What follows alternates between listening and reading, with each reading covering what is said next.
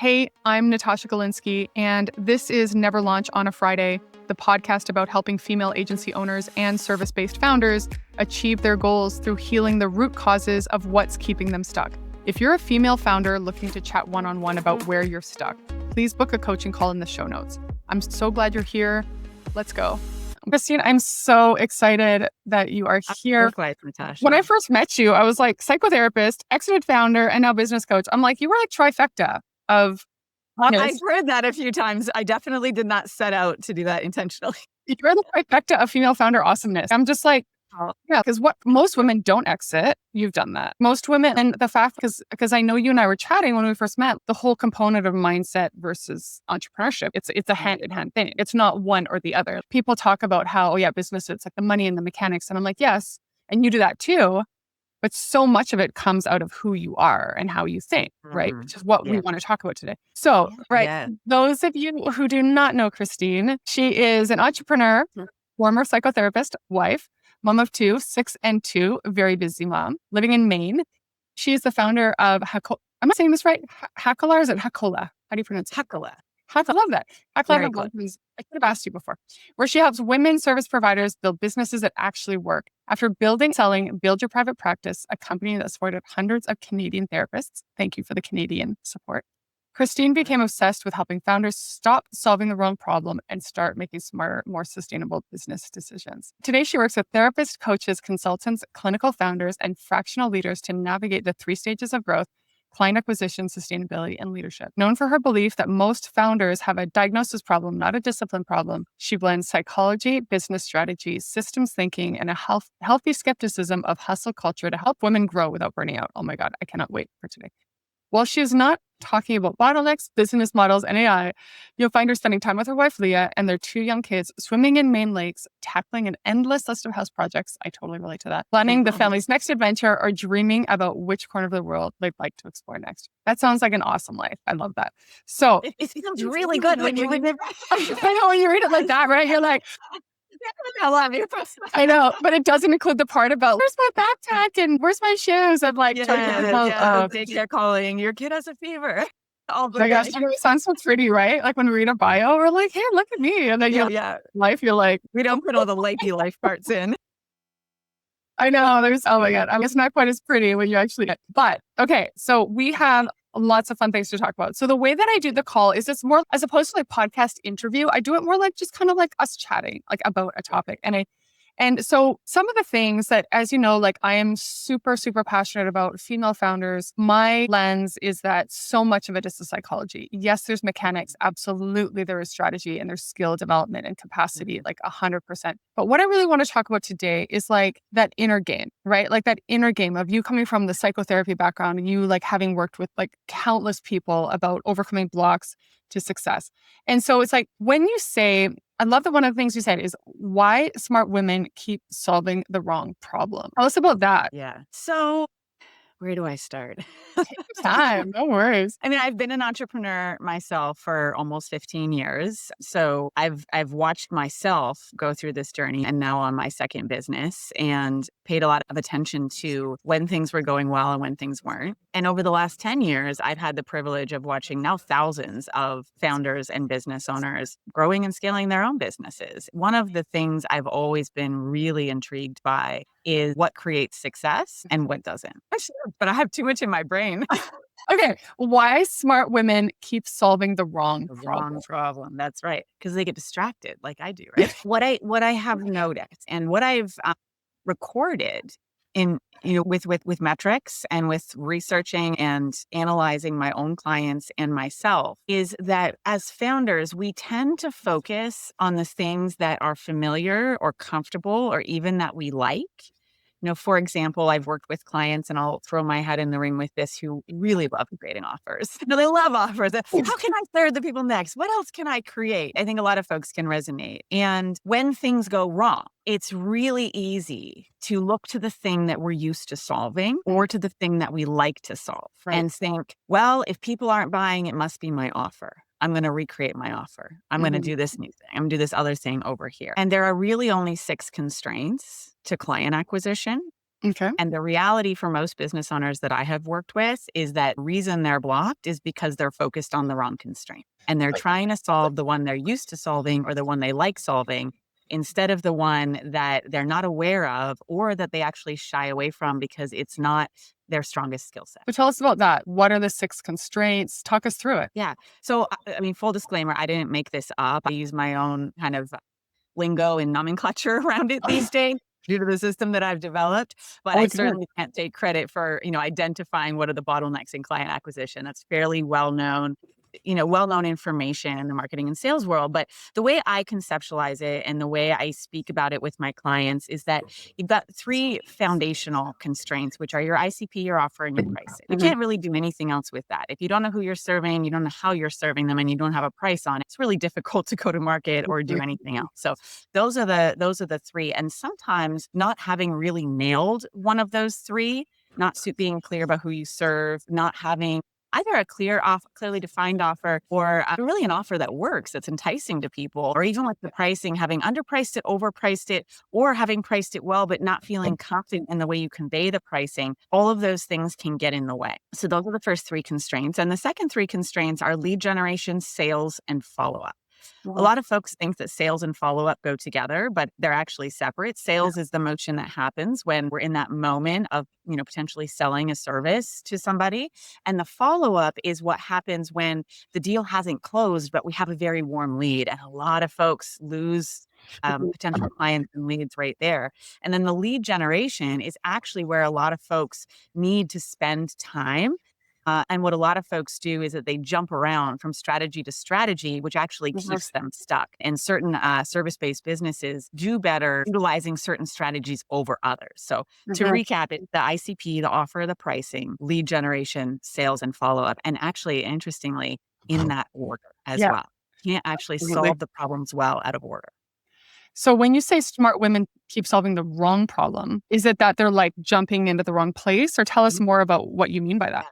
Yeah, I mean, as you can imagine, having seen hundreds and now thousands of businesses, it comes in all ways, shapes, and forms. But when a client of mine is stuck on client acquisition, it almost always comes down to one of those primary constraints. Now, I do have people say, but it's actually, I don't have enough time, right? Or there's a mental block around mindset. And those are very real constraints that need to be fixed. I Yeah. consider them secondary constraints Mm. because even when we fix that, there's still another constraint getting in the way, which Yeah, lead us back to the I primary. know.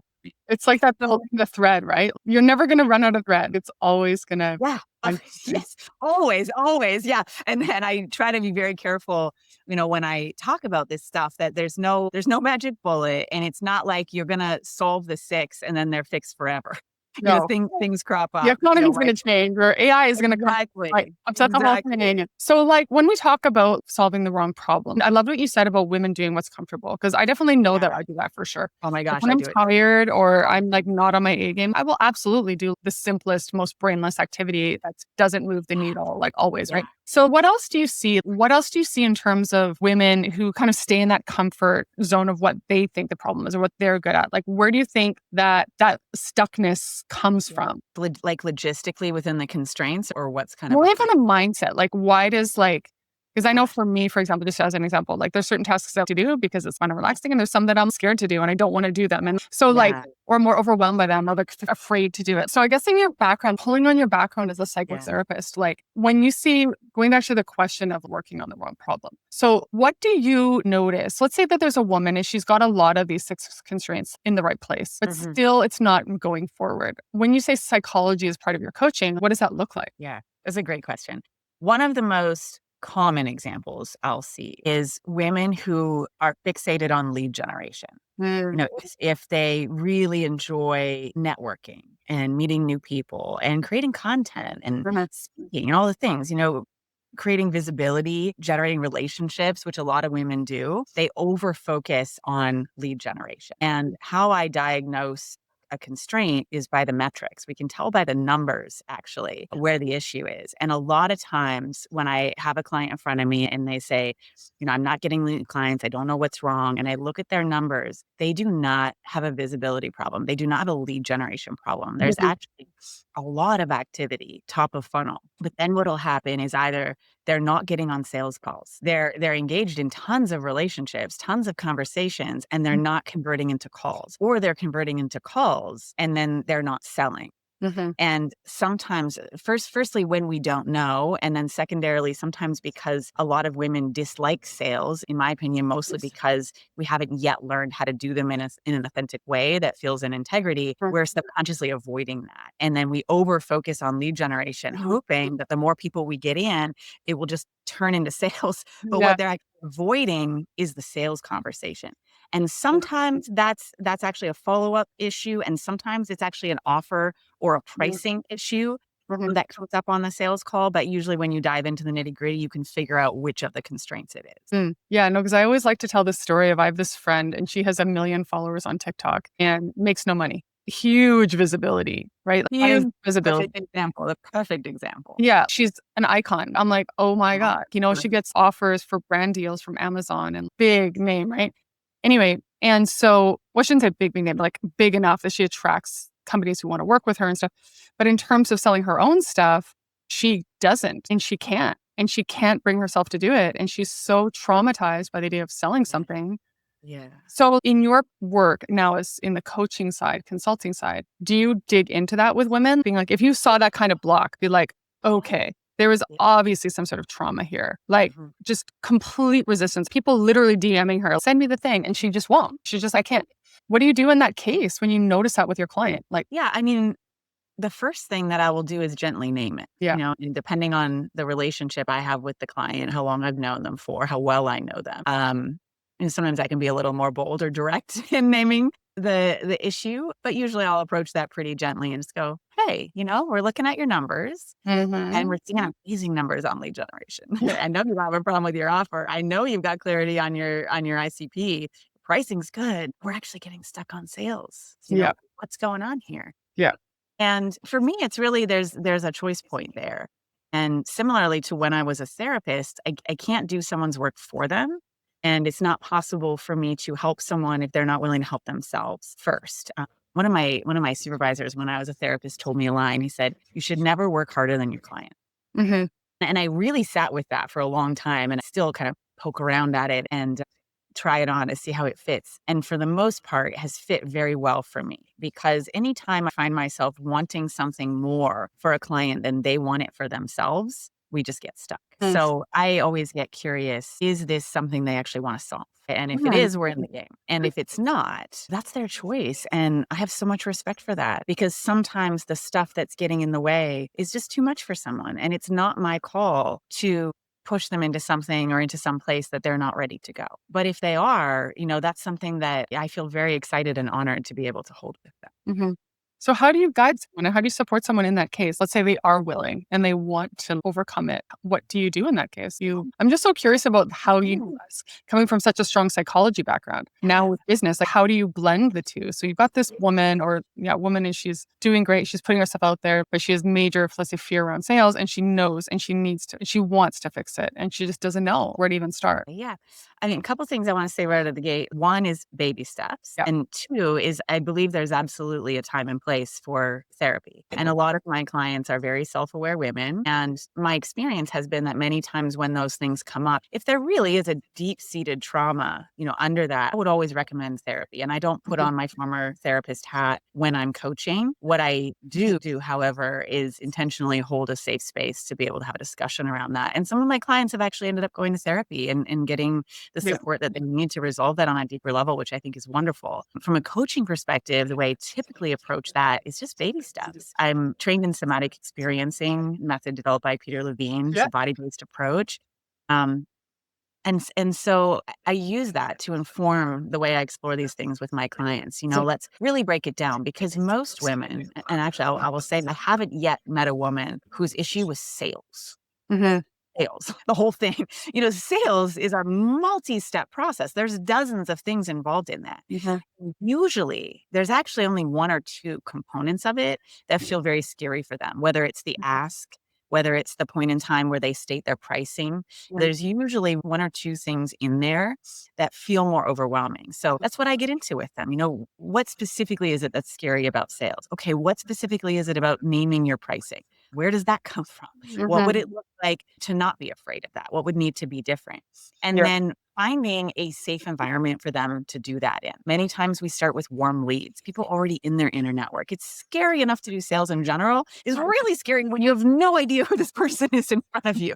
So many times I'll have them go back to former clients or former leads, people that they already feel safe with, have a relationship with, Mhm. and practice. Because many times it's just, firstly, owning what the issue is. Secondly, understanding a way to do it that feels authentic and in line with their core beliefs and values.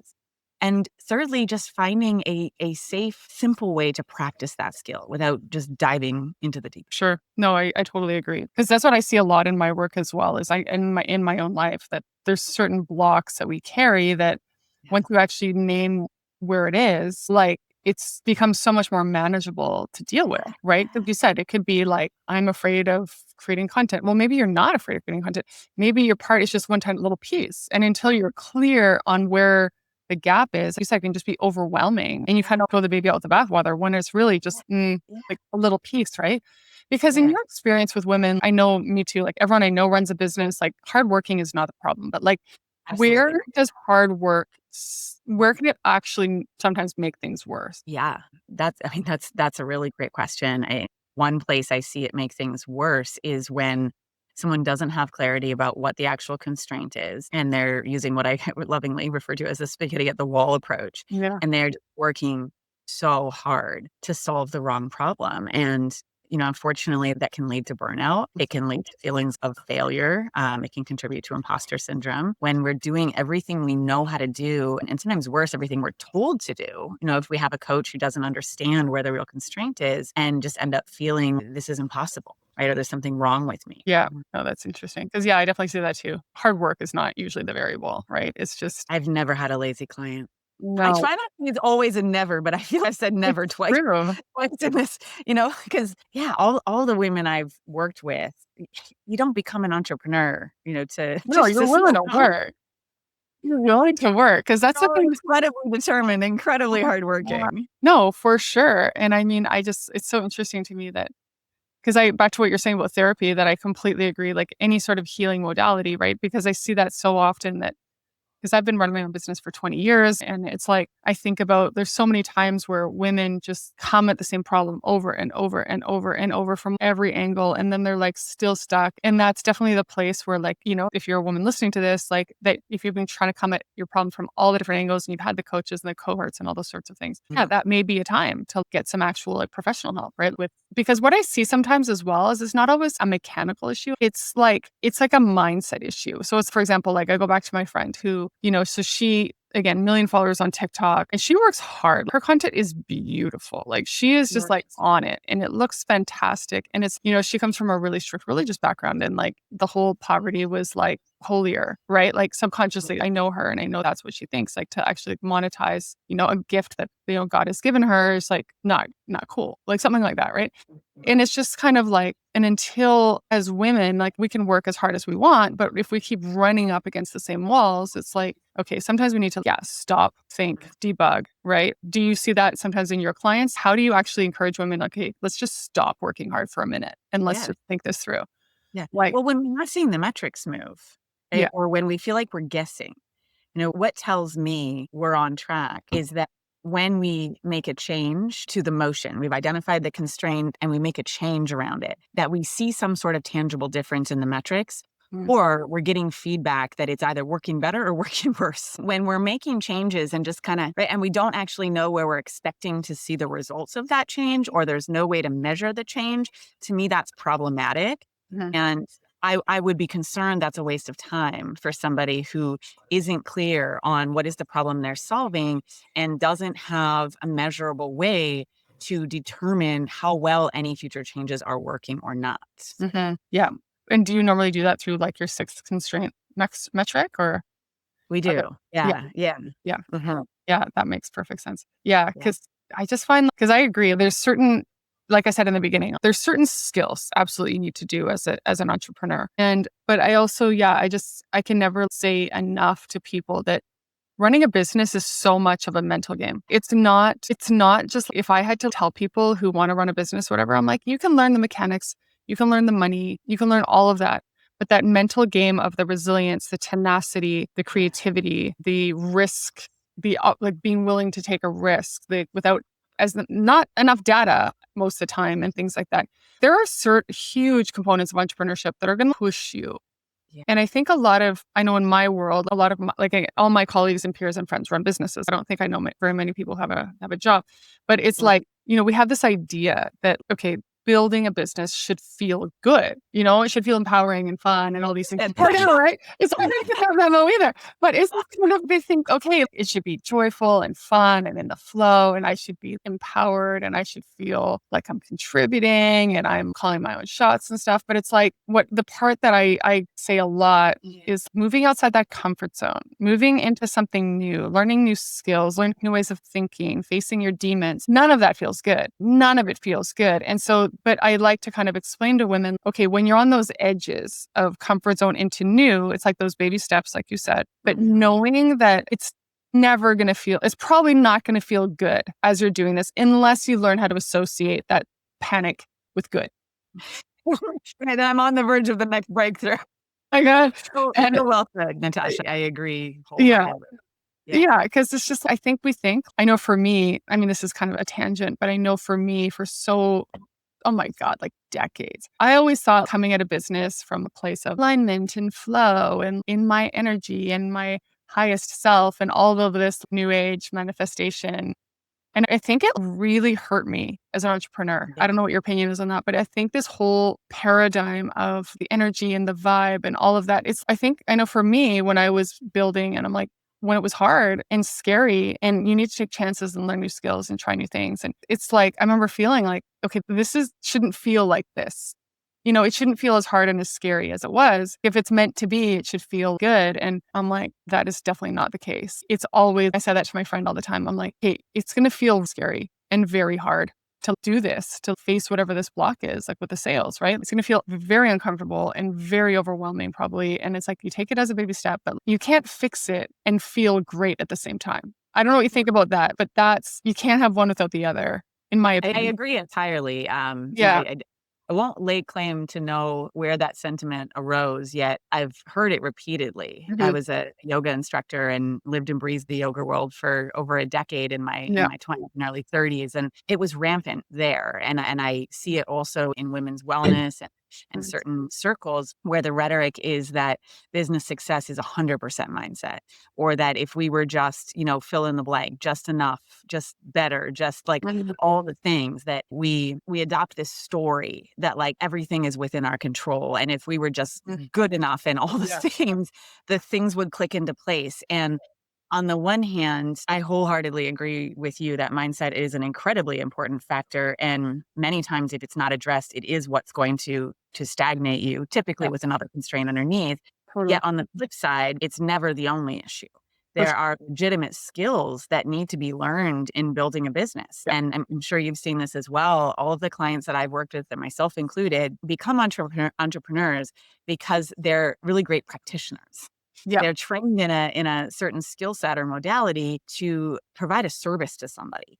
And the business is actually just something that happens secondarily to wanting to deliver the service on their own terms. And what we, either forget or are not taught in the first place is that building a business is a whole skill set, as comprehensive, sometimes more so, as the service delivery. Exactly. Yet we're fed this story that we should just know how to do it. If we're aligned enough, it's going to happen. And I just call it as it is. I personally think that's ridiculous. I know, exactly. Using your example of a yoga teacher, teaching yoga and running a yoga studio are two totally different skills.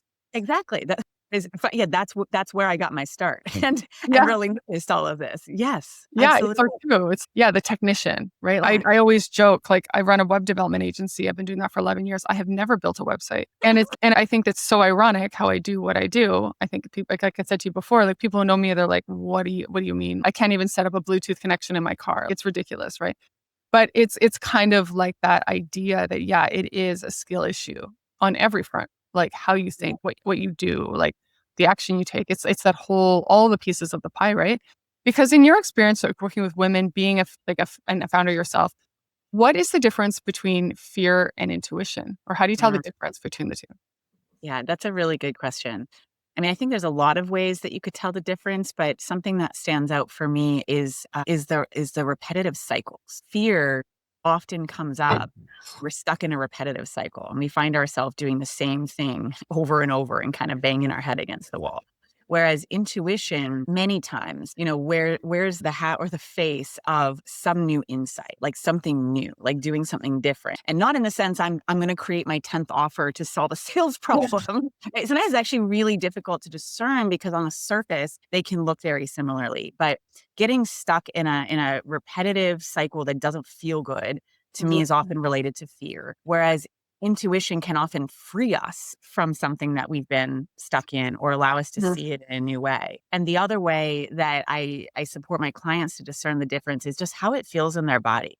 I assume that we all feel it a little bit differently, but for me, when I'm afraid and I tune into my body, I'm probably clenching my jaw. Yeah. My heart rate is probably a little bit faster than it normally is. Mhm. I'm maybe feeling some anxiety, some tingling, some excess energy that it doesn't feel comfortable. Yet when my intuition kicks in, I actually feel the opposite. I feel really, really calm. My heart Ooh, slows down and my body relaxes, and I feel like I can breathe more deeply. So interesting. that's how I tell the difference for myself. And I suspect that everyone has those tells for them, whatever they are. Yeah, it's interesting because I definitely have different tells than that. For Yeah. What are me, your fear and intuition both feel scary because I might get a really good idea. I'm like scared to take action on the idea.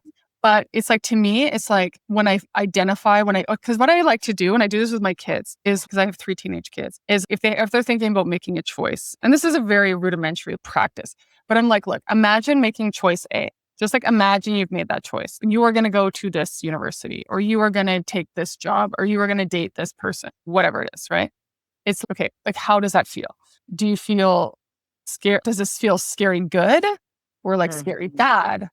Yeah. And if it feels bad, you start, like you said, you start getting like anxiety comes up Yeah. and it feels more bad than good. Okay, that's a no. Like, that's a Mhm. no. Like, that's like, to me, like maybe it's like muscle testing. I don't know, Yeah. whatever, the Yeah. pendulum, whatever, right? And then if you're like, okay, I feel scared to go to this university, but it's like excited scared. It's like Yeah. an excited scared, a good scared. Because I don't know, like personally, I know for me, if I have to make a choice, that it's, that's one of the things I'm really learning about right now, mergers and acquisitions. I want to acquire like Mhm. some micro agencies. I want to work into that. To me, that feels terrifying, but it also feels terrifying, exciting. Right. Scary is terrifying, exciting. So it's kind of like, but they both feel scary. Do you know what I Yeah. mean? Like, That so I yeah. think like for me, I've always had to kind of look beyond the scared, because if I just trusted I feel Mhm. scared as my first indicator, I'm like, I feel Yeah. scared for both. It doesn't, but it's like, okay, well, which one underneath, or what underneath the choice? Like, that's how I discern intuition is, okay, underneath this decision, is there excitement? Is there enthusiasm? Is there possibility? Or is it the other one, and is Yeah. one right open and one to close? I don't know. That's how I kind of look at it. No, yeah, I so get it. If I could add on a little context to that, Yeah. what I'm hearing and how I'm interpreting what you're sharing actually is that the difference between thinking about path A versus path B and how you feel is like I actually think those are both intuition. Right? That Mm, you're really leaning into, cool. like, the built sense of how's this gonna be? Because I think our intuition can tell us yes, and our intuition can tell us no. And arguably, fear can actually feel good sometimes. Like, for example, going back to our constraint conversation around sales, if someone has actually a sales problem and their issue is actually selling, getting on calls with a warm lead and Yeah. talking to them and doing the pitch, yet their impulse, I won't say their intuition, but their impulse is to go back and change their offer. Mhm. Right, that actually gets them out of the fear and into Yeah. something good, right? Yeah. They're moving away from the thing that they should actually be going towards, solve the business problem. And I think that's oftentimes where intuition gets mistaken for the thing that feels good. I don't Right. personally believe it's intuition telling them I need to fix the offer. I think that's habit and Yeah. familiarity. Yeah. Yeah. I look at intuition like I guess I use it the most as a tool when I'm like in a stuck and when I'm in a moving forward problem. Like I use this all the time in the agency with clients. Like we're scoping this one project right now, and I'm like getting such a bad vibe. And I'm like, so I told my ops manager, I'm like, pull the plug, like, don't do it. Like, Yeah. and I just feel as women, like this is a whole other topic, but I feel like women, especially like women who are busy with families and this and that, we're so in our head, right? We're so cerebral about, okay, who needs to be picked up? What are we making for dinner? Did the dog get walked? Did I send that email? No, no, no. We're all up in our head, like all the time. I know that's my life. I'm just constantly mentally checking the boxes on things, right? But then it's like when I have to make a call about something, or how to handle something. Or like, I've definitely had to train myself to drop out of my head and into my heart center self and my belly and stuff and be like, okay, knowing my head doesn't always have all the answers. It can be very, I look at it like, okay, my head thinking can be very, obviously very linear, very this, very that, but which is good. It has a place, right? But it's okay when it comes time to, okay, let's say like we, for example, in business, in my agency, we had a really slow Q1, like really slow Q1. And instead of panicking and moving into fear, I spent a lot of time thinking, okay, like what's my next move here? And then just kind of being open to hearing that, like hearing what that would be. And I think like I like to say to women, like I know women have such a hard time trusting themselves. It's like I had to learn this. So, oh my God, I spent decades like constantly like reading books and podcasts and all these things. And I made this like resolution. I don't know, Christine, what you think about this, but I made this resolution like a year ago. I'm like not listening to podcasts, even though I have a podcast. I'm like not listening. I'm not like gonna look for advice outside myself anymore. Like I'm gonna trust that I have 30 years. Like I've been running my own business since I was like 15. So let's say 30 years of experience. I'm gonna like trust that I know.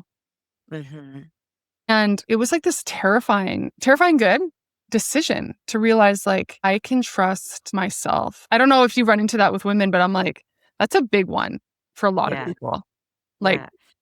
I love that. And I absolutely wish that more women, would come to that realization and have that experience that you did. Suspect it's more challenging for women who are early on in the process because they don't have yet the validation of the experience of trusting themselves. yeah. And it does, in my opinion, go hand in hand with the business skills. I think that the trust is first and is foremost and is important. And many times it can lead us to a place where we then go, I don't know how to do this thing. I trust that this is the direction I'm supposed to go, and I have no idea how to do the thing. So, I think sometimes that can use a little bit of parsing out as well. Yeah. If I could just share a story from Yeah, last please. year. I was working with a business coach who I adore and is very successful and has yet to steer me wrong. And I really, really trust him. And he told me that I needed to focus on my LinkedIn outreach, my cold outreach. And I hated cold outreach. I hated it. I Yeah. resisted for 6 weeks. Yeah. And every week he would go, how's your metrics? Have you converted? Like, they suck. No, I do more outreach. No, I wanted to do right. And I didn't listen because I didn't do the thing. Yet underneath, I knew he was probably right. I just didn't want to listen. So, that was an example for me of my intuition has guided me, to say yes to this person as my coach, trust them. They haven't steered me wrong. I even have a hint underneath, if I'm being really honest with myself, that they're right. Just everything in me is resisting against that, right? Because of the Yeah. story I have and the personal experience that I've had and all that thing. Yeah. So it was a very real process of then for myself having to work through what is it that I hate about this so much and Exactly. how can I do it in a way that's in integrity. And I think that's actually the piece that a lot of people, miss or don't get the support they need around is when you go to do the thing, like the way that someone else does it, is not necessarily going to be in alignment for me. I've been on the receiving end, as I'm sure we all have, of many outreach strategies and cold DMs. And some of them are just, purely crap and have lots of words for them, lots of judgment. And I knew that I didn't want to be that. So it took me a while to figure out, what does feel right to me. Well, that's how do you and I met, right? Was like on LinkedIn. Like, Exactly. And you know so what? Getting on the other side of that and meeting people like you and all yeah. the amazing women that I've met through that process has validated to me that this is an approach that works very well. Of course, I get folks who write sometimes, stay out of my inbox, don't pitch me. Like, cool. Sorry, Yeah. you won't hear from me again. Yeah. And, the amount of women that I've met who are now friends, colleagues who supported each other, who I have helped as clients, like the good definitely outweighs the bad. Yeah, definitely. And I think there's so much to what you said of like blindly taking advice. I mean, I wish I could tell this to more women, like, because like, I don't know, I'm not checking the notes, but Nicole, she's a LinkedIn trainer and she works with men. and generally men, male agency owners. And it's like, so one thing that she talks about all the time, and I love this too, is do it your way. Like, you don't have to like LinkedIn or whatever it is, right? Like, do you. And I find there's no, as long, like just going to marketing, for example, like marketing, like there's a million ways to market something. Like, and so I find like any advice, this is again, so off base, but that's like, this is the way. This is the only way. It's like, no, it's not. Like, shut up. Like, it's not true. Like, it's just not true. And so I think if you're a woman listening to this and you're like, been told by a book or some bro, like, this is how, no, it's not. And I think that's where intuition comes in as well, to your point. Okay, yes, the outcome is out connecting on LinkedIn, meeting new people through LinkedIn. Okay, there's a million ways to do that. Like, how do I want to do it? What would be fun to me? Like, I do on average 15 calls a week with people I don't know from LinkedIn. And it's so fun. The way I do it is so fun and so not spammy. And that's how you and I met. And and it's just like, you meet all these amazing people, but it's like if I'd hired LinkedIn coaches and they did it in such a way that I wanted to throw up. So it's like, can be scary, but can also be like, you can also craft it in a way that it makes sense and feels good to you, to your point, right? Yes. Okay. Your coach told you LinkedIn. Yes. And that felt scary. Okay. But then we also can take that moment to be like, okay, this is what needs to be done. How can I do this in a way that feels aligned to me? Yeah. Right. Like, it makes sense for my brand, my personality, and all the things. So last question, Christine. So why is confidence usually the last thing to arrive? Yeah. I mean, we talked earlier and you said so well about how we're often kind of on the edge of our comfort zone and on the edge of what's familiar, and that growing a business isn't always going to feel good because we are learning new things. And, we're often spending time in territory of, I don't know. I don't know. And when we're in that space, when we're on our growth edge, when we're moving into an unfamiliar zone, most of us don't feel very confident. Yet many clients that I speak with, many women business owners that I speak with, are waiting to feel confident before they do the thing. I can't run sales calls, or I can't ask them onto a call because I don't feel confident about it. Well, how that confidence is actually grown is by doing the thing you're afraid to do.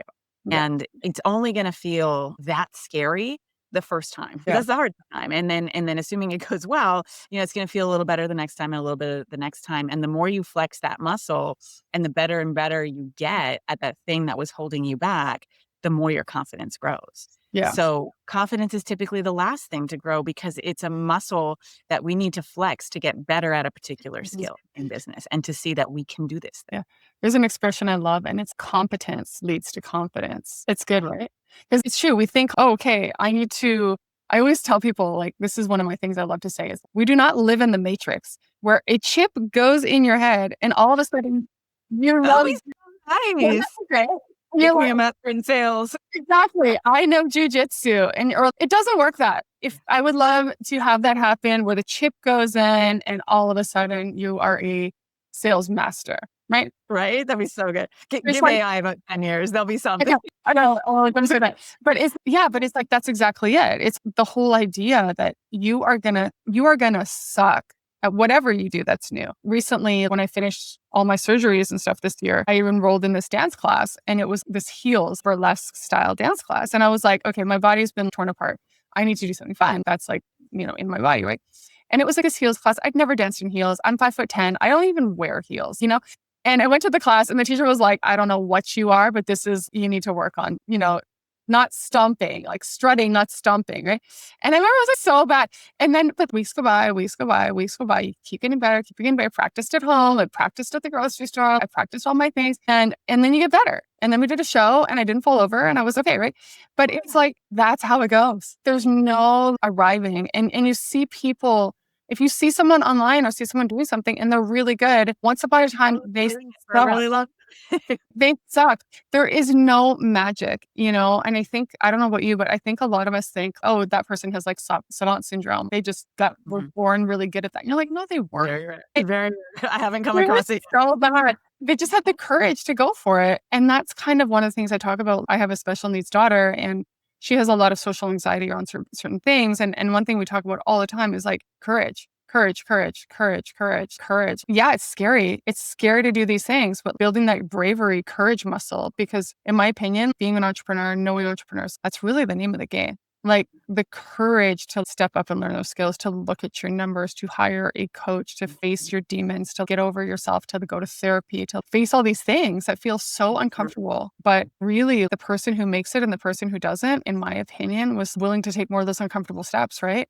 And there is no shortcut, and no one has it. I mean, there might be some people who have it easier, but the most don't. Most don't, right? Something So, that's been really helpful for me, is the awareness that when I'm stuck on something, or if I find I have a story of like, well, I'm not good at this thing. I think we all have that. I hear from a lot of clients. Well, I can't do that because I'm not good at it. Mhm. Well, a lot of folks that I see will stay stuck or will try to solve the wrong problem for years.